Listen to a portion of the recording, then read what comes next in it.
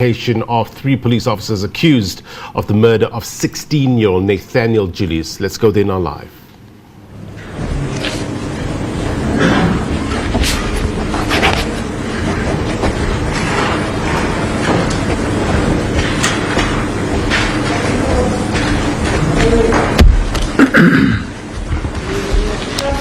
Yes, Mr. Marosa.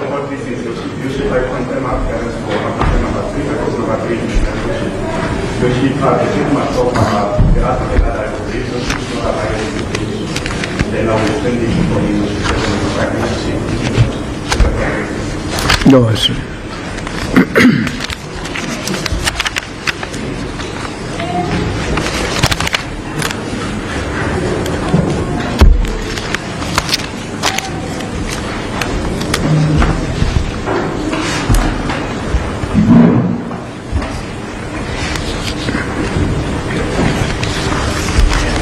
Judgment.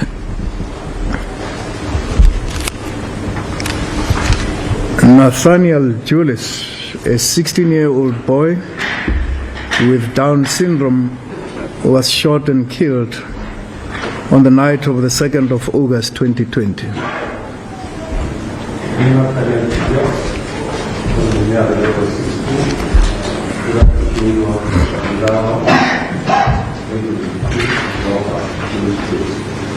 He was shot by applicant number 2, who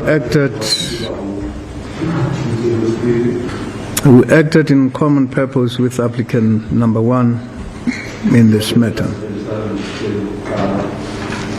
The deceased was removed from the scene of crime by applicant 1 and 2 and taken to Chris Hani Baragwanath Hospital.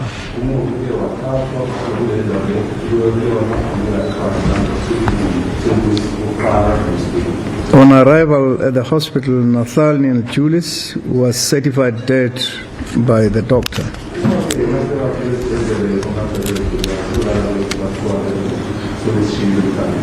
Applicant 1 then called applicant number 3 to come to the hospital.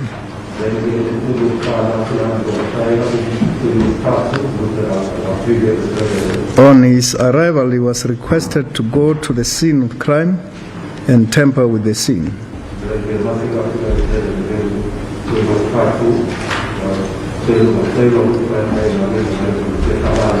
Applicant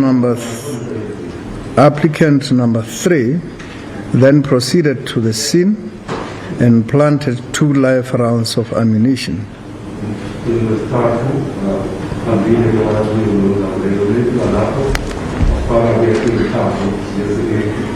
This was as though there was exchange of gunfire between the police and unknown persons.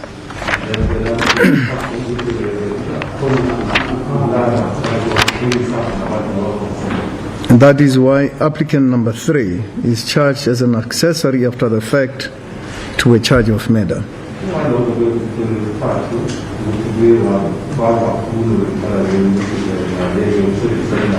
The 3 applicants were then arrested and arraigned on the following charges.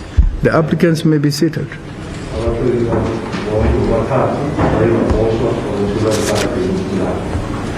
Count 1 is murder. Count 2, discharge of a firearm in a build-up area or any public place. Count 3, possession of ammunition. Count 4, defeating the administration of justice in respect of count number 1. Accused number 1. And the other count is defeating the administration of justice, is in respect of applicant 1 and 3.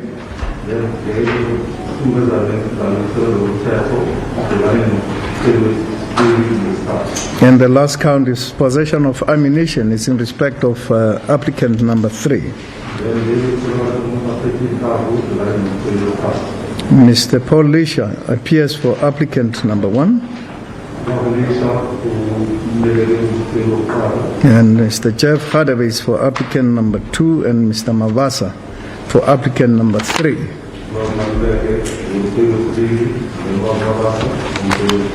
The 3 applicants bring forth an application to be admitted to bail.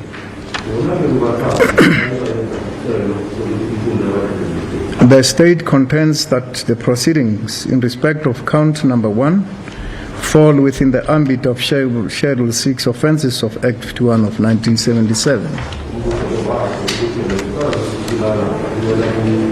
From the Director of Public Prosecution was admitted into record, which directs that these proceedings will be justiciable in the High Court, Johannesburg.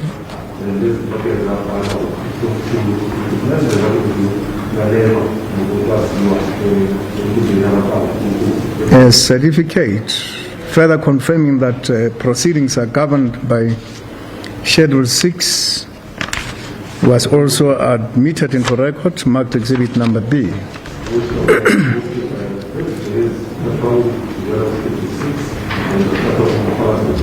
The 3 applicants elected not to testify in their application, but affidavits were read into the record.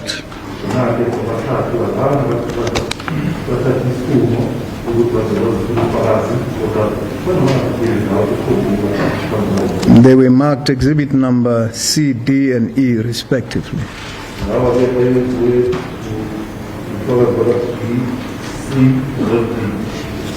Applicant number 1 briefly states the following in his affidavit.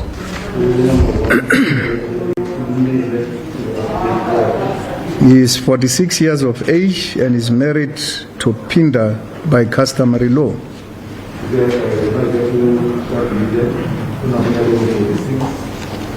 He has got 4 minor children who solely depend on him for subsistence. He states that while in custody, his children are being severely prejudiced in that there is no father around them.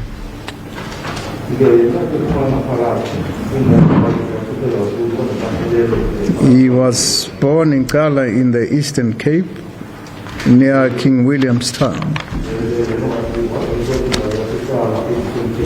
He attended school at Supreme Education College in Joubert Park here in Johannesburg.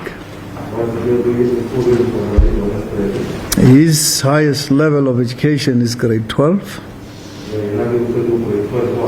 He also studied at the police college and received a national certificate in policing in 2007.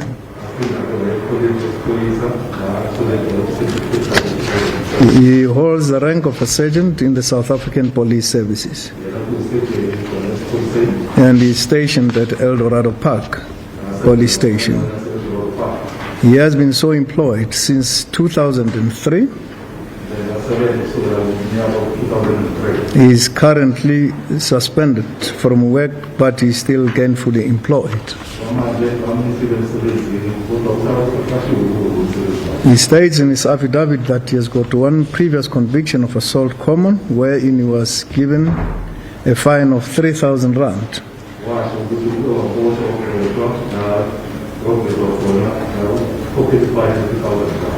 He confirmed that he was arrested on the 28th of August 2020.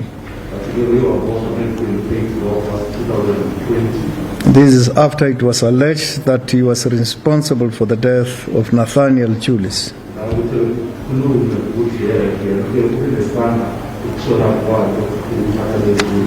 He said that the reason why he removed the body of the deceased from the scene was an emergency decision and an attempt to save Nathaniel Julies' life.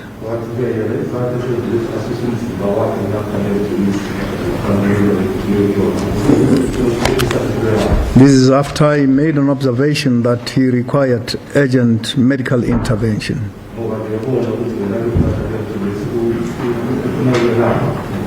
He informed investigators from Independent Police Investigative Directorate that this young boy was shot by his colleague, female officer white boy, who is applicant number 2 in this matter.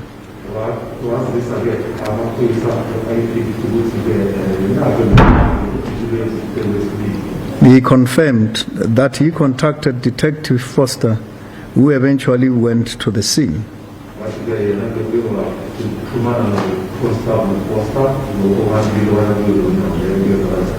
And Foster retrieved 2 live rounds of ammunition from the scene.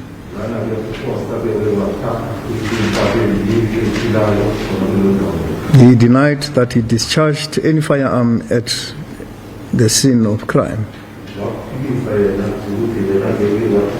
He denied further that he shot and killed the deceased.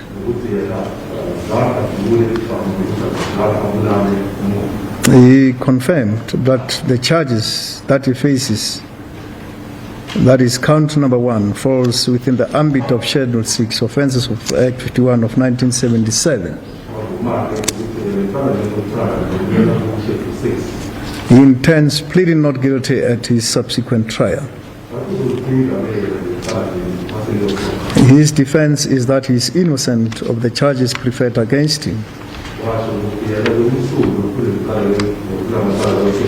and that in terms of the Constitution, he is presumed to be innocent until proven guilty or found guilty beyond reasonable doubt in a court of law.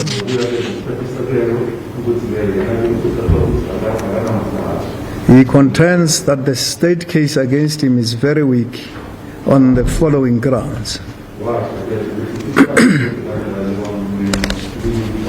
He was not arrested while committing any offense whatsoever. He has not been linked by way of any ballistic evidence.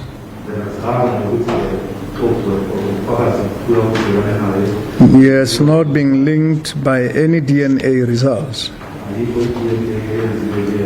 He was never linked by way of any fingerprints. He was not linked in any way to the offences by way of premier residue tests.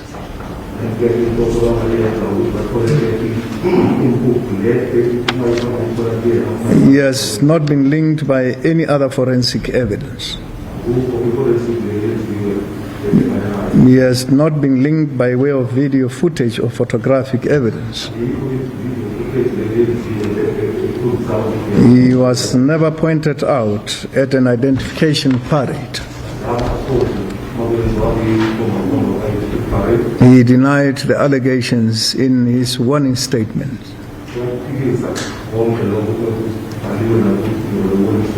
In light of the above said, he submitted that he will be discharged at his trial in terms of Section 174 of Act 51 of 1977 after closure of the state case. He undertakes to attend his court religiously and faithfully.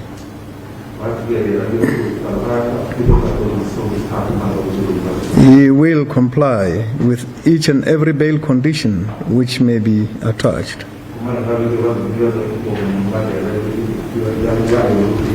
He will not evade his trial. No evidence to suggest that there is a likelihood that he will evade his trial and he is not a flight risk. He does not know the identity of the state witnesses, and he undertakes not to intimidate any witnesses. And that there is no likelihood of him endangering the safety of the public. He will not hamper the police in their investigations. And he undertakes not to interfere with the proper running of the criminal justice system. He submits that his release on bail will not disturb the public order or undermine public peace.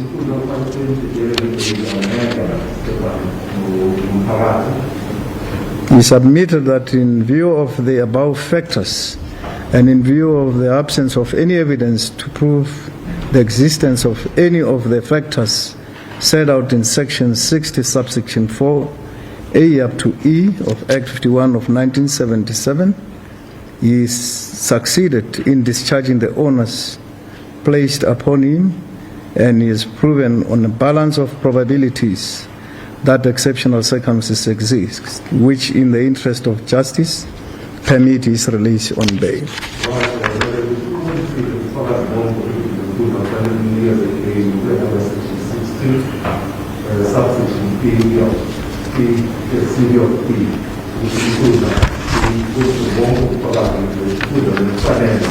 His affidavit was then admitted into record, marked exhibit number C.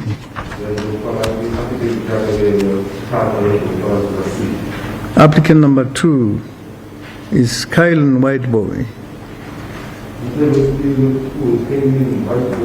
She is 23 years of age, and she is not married. She resides at house number 27, Lute Street in El Dorado Park.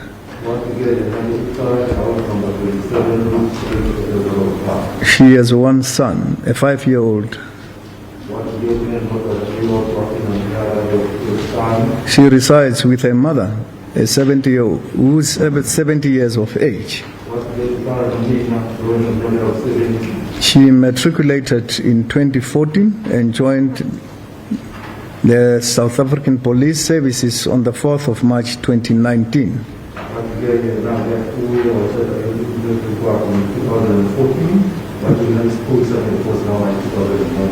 She holds the rank of a constable.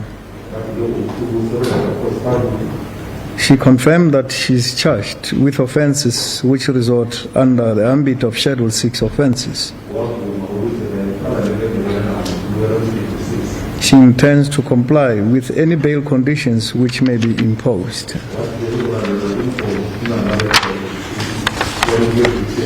She intends to plead not guilty at her subsequent trial. She contends that the murder was not premeditated.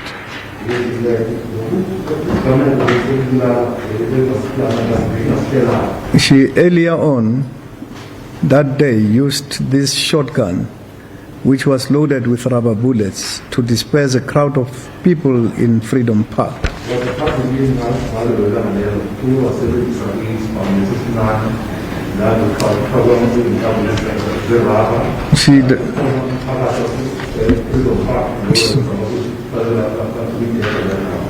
She does not know who loaded the live rounds of ammunition into this firearm.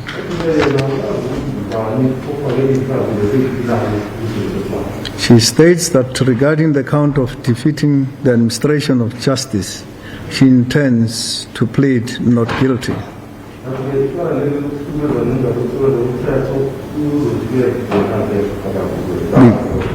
Because she is the one who took all efforts to expose those who intended to lie and manufacture evidence against the deceased.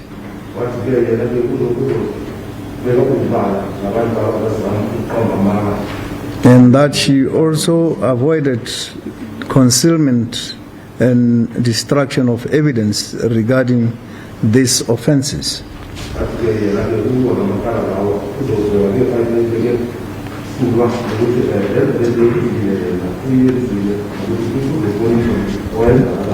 She states that she will not interfere with investigations nor intimidate the state witnesses.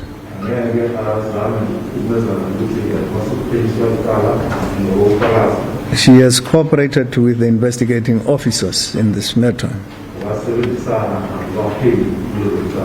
She states further in her affidavit that she received WhatsApp messages from applicant number 1 wherein he threatened to kill her.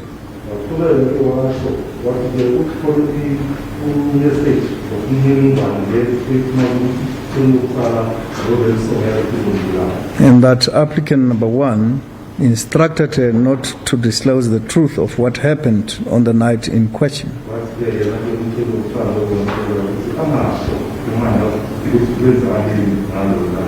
She states that this information is contained in a mobile cell phone, which is in the possession of the South African police who are investigating this matter.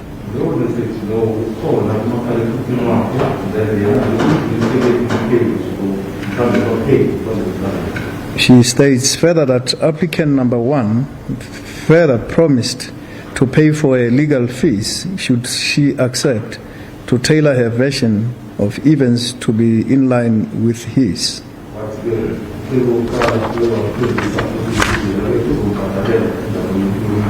But she has since refused to tailor her version of events. Over and above that, she further received death threats from the drug lords in El Dorado Park.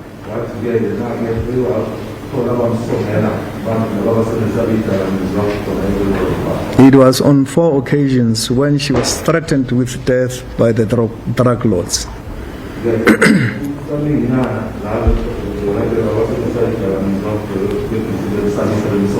She reported this incident to the station commander, but surprisingly so nothing has been done up until this date.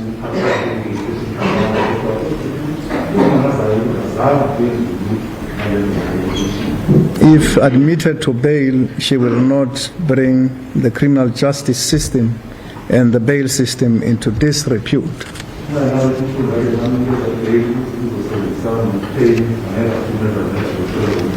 She has since received counseling at Baragwanath Hospital.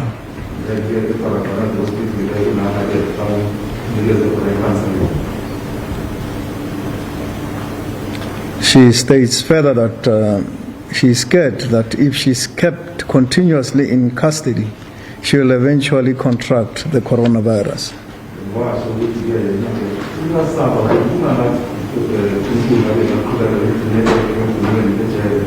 And she is also of the firm view that she has discharged the onus that rests upon her.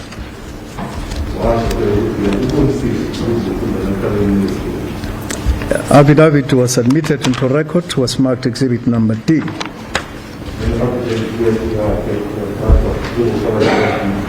Applicant number 3 is 37 years of age. He resides at number 46 Brokenhood Street in extension 3 El Dorado Park. He is married with 3 minor children. He is employed by the South African Police Services and holds the rank of a sergeant.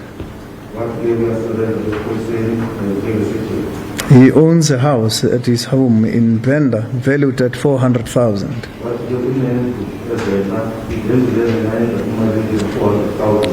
He does not have any previous convictions, neither does he have any pending cases. He is charged as an accessory after the fact to a charge of murder.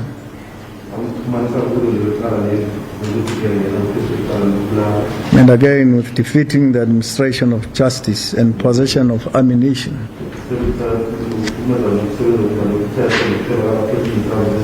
He intends pleading not guilty at his trial. His defense is that he was on duty on the day in question.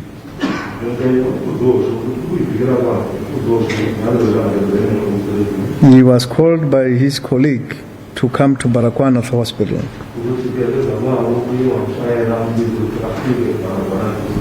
On arrival, he saw the deceased, Nathaniel Julies.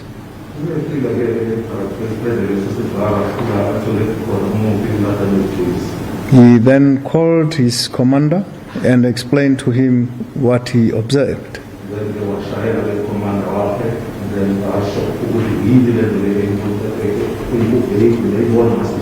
And that is when he then proceeded to the scene of crime.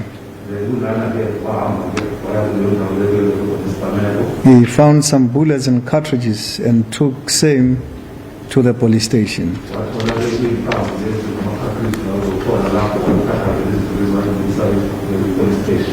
If admitted to bail, he will not endanger public or commit a Schedule 1 offense.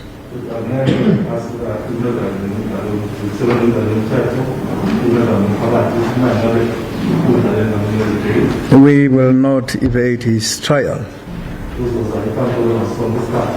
He will not interfere with witnesses in this matter.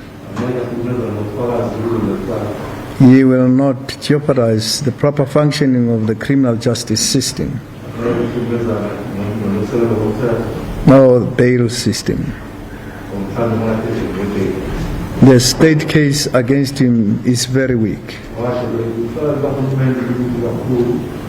His affidavit was then admitted into record and was marked Exhibit Number E. That then concluded the applicant's case.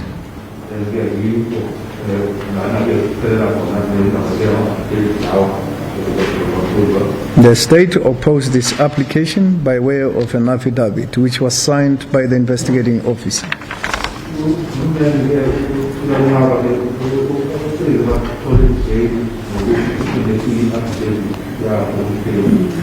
Johannes Matuku is a senior investigating officer employed by the Independent Police Investigative Directorate.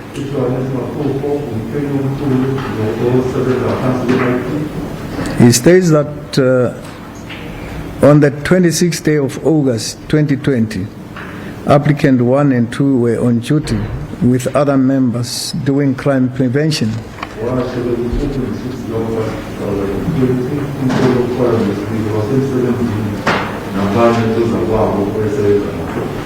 This was a special operation in Freedom Park and El Dorado Park. They traveled in a police vehicle. They were together with 3 other police officers in the vehicle. They received a tip of a truck carrying stolen goods in Kel's Crescent in El Dorado Park.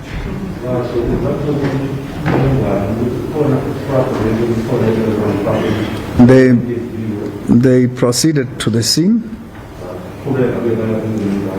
Applicant number 1 gave Constable Sitole, who was also a passenger in this vehicle, the shotgun and ammunition.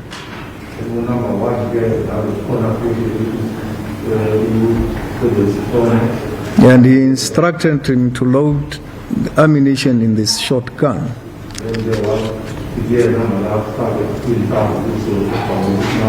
On arrival at the scene, they called for backup.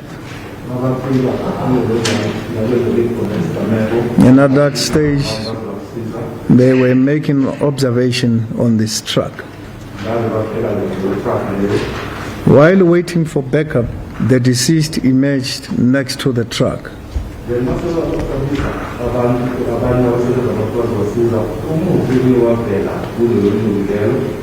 It appeared as though the deceased was talking, greeting the police officers as he emerged.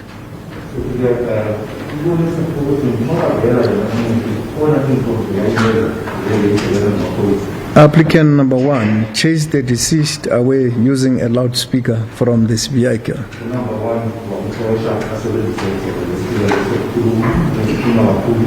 The deceased left, but shortly thereafter came back again next to this truck.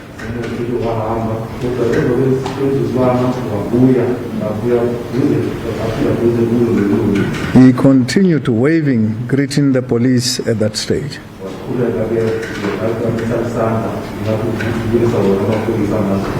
Applicant number 2 took the shotgun from Constable Sitole and fired a shot at the deceased.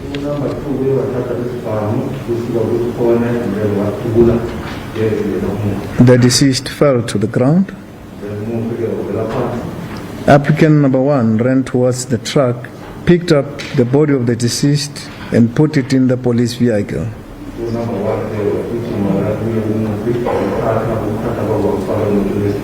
And they drove to Baragwanath Hospital. On arrival at the hospital, the deceased was certified dead.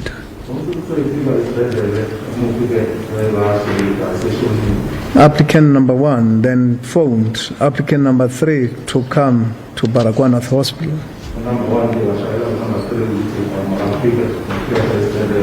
Applicant number 3 was off duty on that day. Applicant 1 and 3 then agreed to tamper with the crime scene.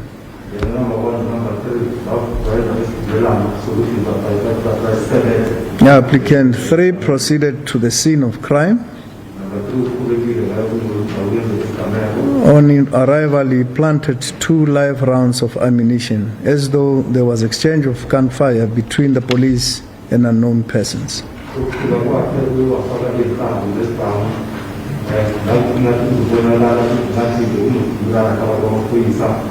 He also covered the blood at the scene with soil.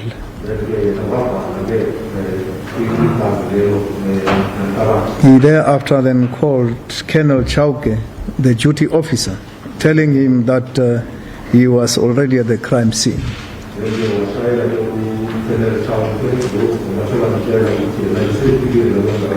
The 2 live rounds of ammunition were later on booked in at the SAP 30.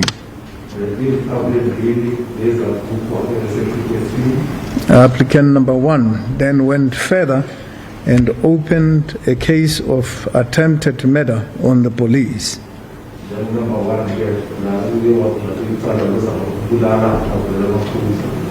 The ammunition used to shoot the deceased constituted prohibited ammunition abolished in the South African police services.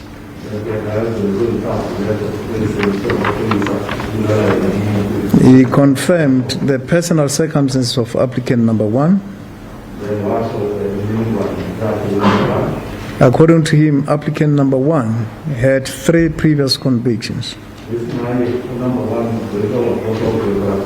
It was 2 convictions of assault, and 1 is assault with intent to cause grievous bodily harm, and the last one is malicious injury to property.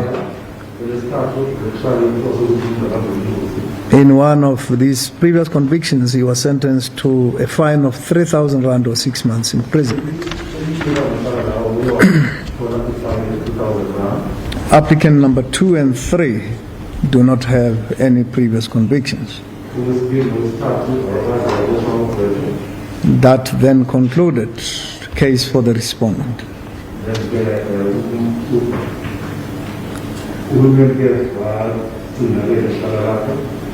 It is common cause that count number 1 falls within the ambit of offences listed in Schedule 6 of the Criminal Procedure Act 51 of 1977.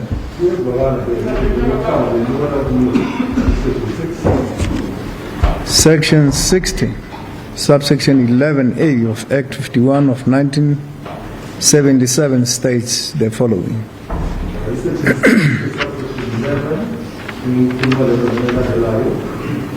I quote, notwithstanding any provisions of this Act, where an accused is charged with an offence referred to in A in Schedule 6, the court shall order that the accused be detained in custody until he or she is dealt with in accordance with the law, unless the accused, having been given a reasonable opportunity to do so, adduces evidence which satisfies the court that exceptional circumstances exist, which in the interest of justice permit his or her release on bail. Close quote.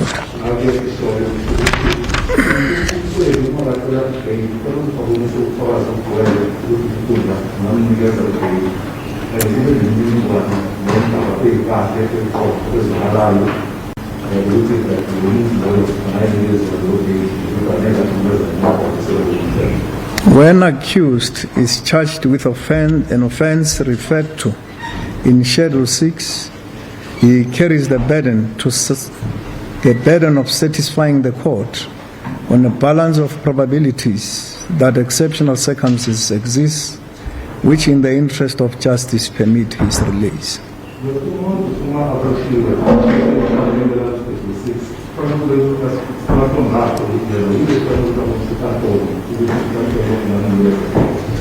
In terms of Section 35, subsection 1F of the Constitution, everyone who is arrested for allegedly committing an offense has a right to be released from detention if the interest of justice permit, subject to reasonable conditions.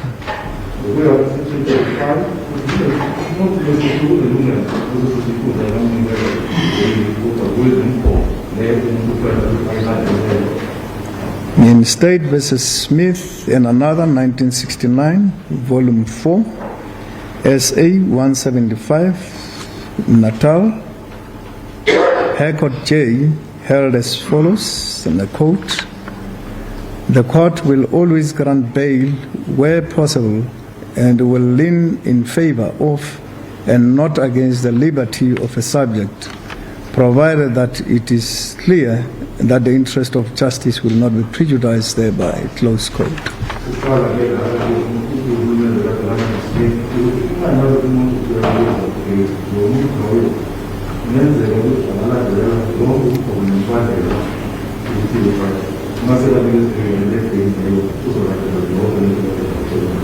And this should be understood against the backdrop that bail in itself is not punishment.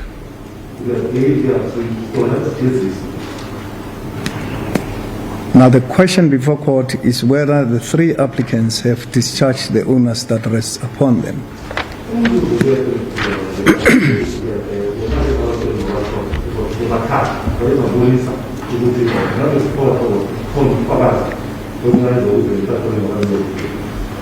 The respondent contends that in respect of count number 1 of murder, applicants number 1 and 2 acted with a common purpose when Nathaniel Julies was shot and killed.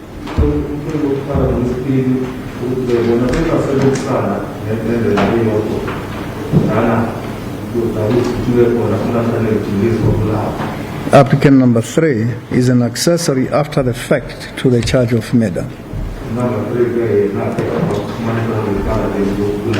The respondent argued that applicant number 1 ordered Constable Sitole to load ammunition in this shotgun.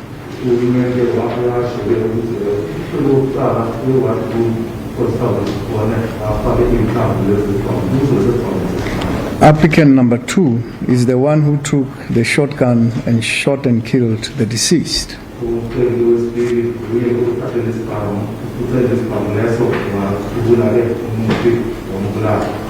Applicant number 1 then phoned third applicant to go and plant ammunition at the scene of crime.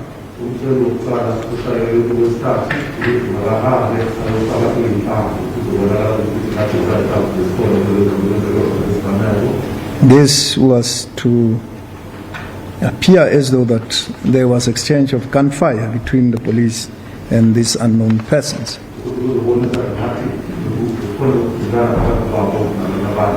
According to applicant number 1 and 2, the state case against them is very weak.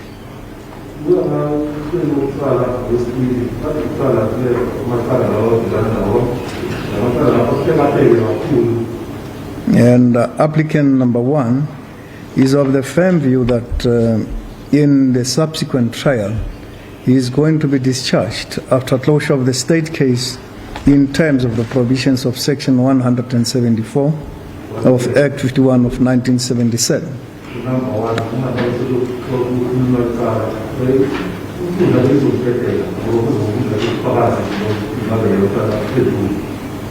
On behalf of applicant number 2, Mr. Maluleke argued that the state case against her is non-existent.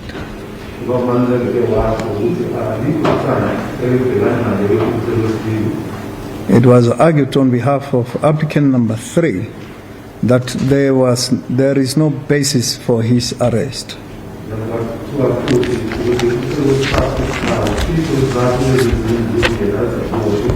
According to Advocate Matlucha, applicant number 3 was arrested merely for reporting this matter to the police.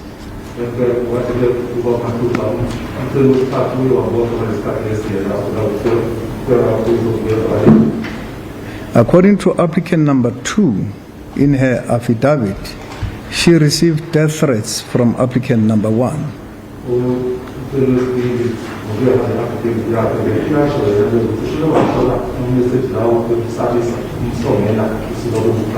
Applicant number 1 wanted to force her not to disclose the truth.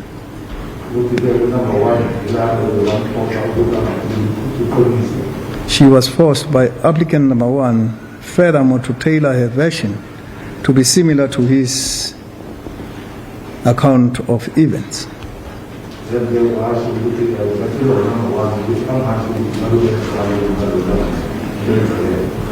The state alleges that applicant number 1 and 2 acted with a common purpose in killing the deceased.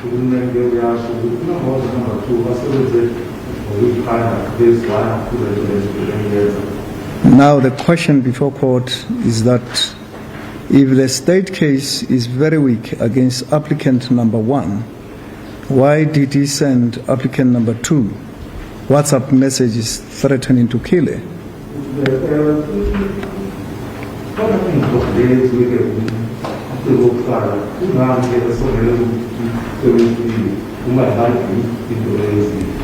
If indeed the state case is very weak against applicant number 1, why did he instruct Constable Sitole to load prohibited ammunition into this shotgun?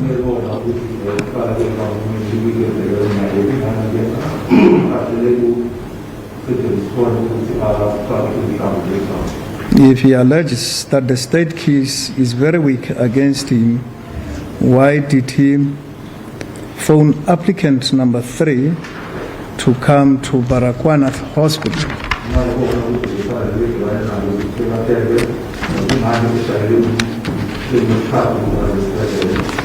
And why did applicant number 1 send applicant number 3 to the scene to go and plant this ammunition?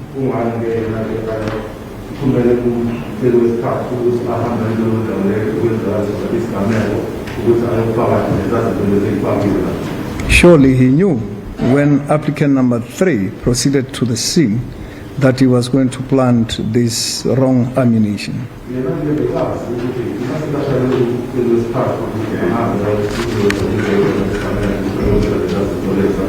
And it was furthermore their agreement that applicant number 3 must tamper with the scene and cover the blood of the deceased with soil.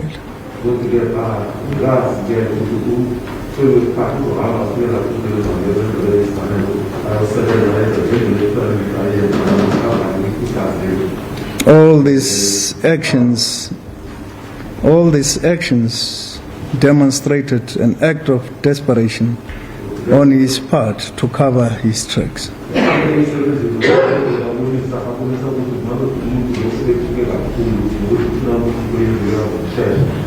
If the state case is very weak against applicant number 1, there was absolutely no basis for him to promise to pay the legal fees for applicant number 2.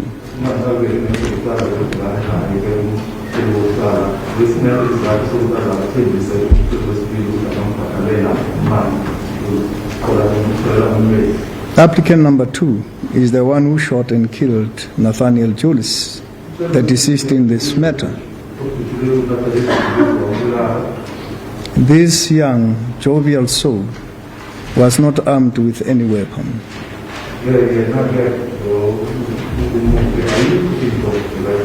The deceased did not pose as a danger of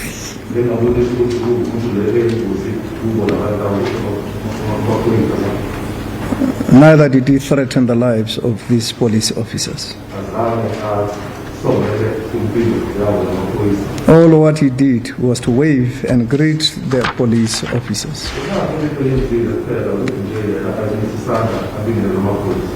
Applicant number 1 chased him with the use of a loudspeaker. The deceased went away, but shortly thereafter emerged again.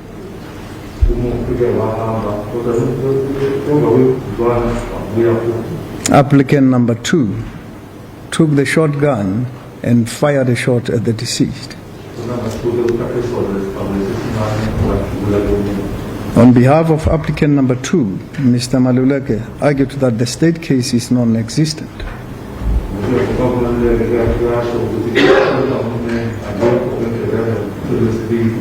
If the state case is non-existent, why is Nathaniel Julies dead?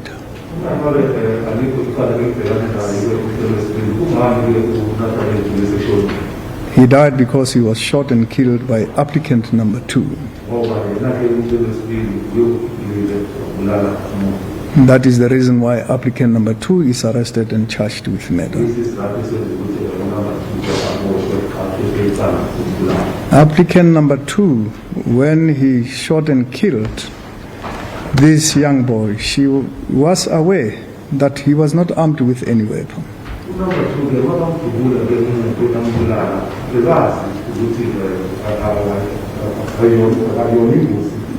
One cannot even suspect that it was a case of mistaken identity.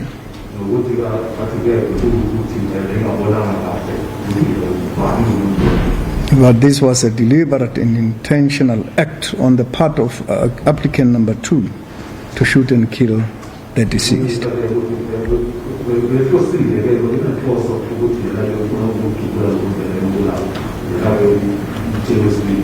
Applicant number 2 did not only receive death threats from applicant number 1,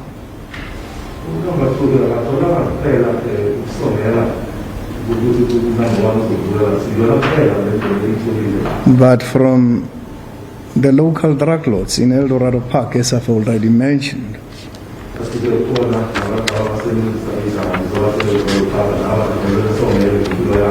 But however, I'll come to this aspect in a short while.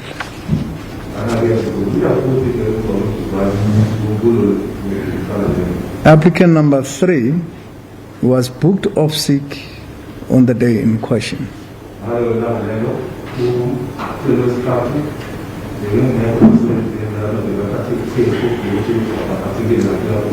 He was phoned by applicant number 1 to go and plant this wrong ammunition at the scene of crime.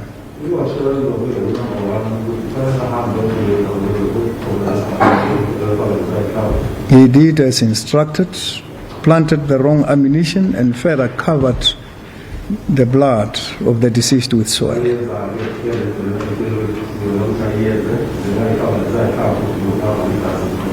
He was aware that he is tampering with the scene of crime.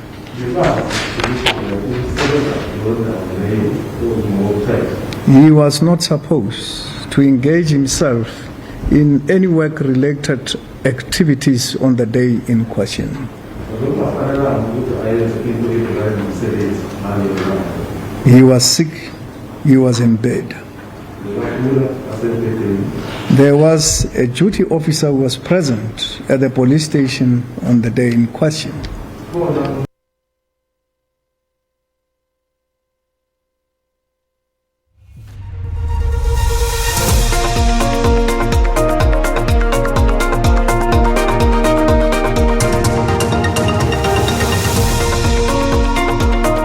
We are bringing you proceedings from the Protea Magistrate Court at the bail hearing of those 3 police accused. The 3 accused saying it's to varying degrees that the state has a weak or no case against them. The magistrate saying if there is no case, why is Nathaniel Julies dead? We apologize for that break in transmission. We're going to try and get you back as soon as possible. Let's bring you some more details from what came out there. Schedule 6 offences require the accused to remain in custody. That is what those 3 applicants are accused of. There are obviously circumstances where bail can be granted, and the magistrate going quite thoroughly through the arguments of each applicant. There have been death threats. Colonel Witboy, who's the second applicant, is someone who is the one who pulled the trigger and killed Nathaniel Julies. That is not under dispute. What is under dispute, according to applicant 2, is what happened after that. She is saying applicant 1 threatened her life, tried to get her to tailor her story to say what else happened. Applicant 3 is said to have been sick at home, came to the scene and tried to add details and try and make it seem as though there was an exchange of gunfire, is alleged to have also covered the ground where blood was on with sand to try and make the scene look different to what it was. So we're bringing you that application that's taking place in the Protea Magistrate Court. Our reporter Makaketla Mahlabe is also there, and we apologize for that break in transmission. I know that we are trying to get it back up, but applicant 1 and 3 saying the state's case against them is weak. We were getting to the end of that. Magistrate David Mango quite poignantly saying that if the applicants are saying the state has no or weak case against them, why is Nathaniel Julies dead? Why are they in court? He also spoke about the killing being deliberate. We know, of course, that all 3 applicants are seeking bail. They have different circumstances. Colonel Witboy, who was the person who pulled the trigger, is said to be a 23-year-old woman who stays with her mother. The other applicants are married with dependents. One has 4 dependents at home, and they're using those to try and argue that they should get bail, they should be allowed out. Applicant number 2 also bemoaning the fact that although she's gotten death threats, not only from applicant 1, but also from what she says is drug lords in Eldorado Park, saying that the police have not done anything to protect her. That is what is taking place. This is on point. We know that there's other court proceedings as well. Richard Mzuli sentencing taking place. Our reporter Criselda Lewis is there. For now, we're going to try and go back to that bail hearing, and our apologies for that cut.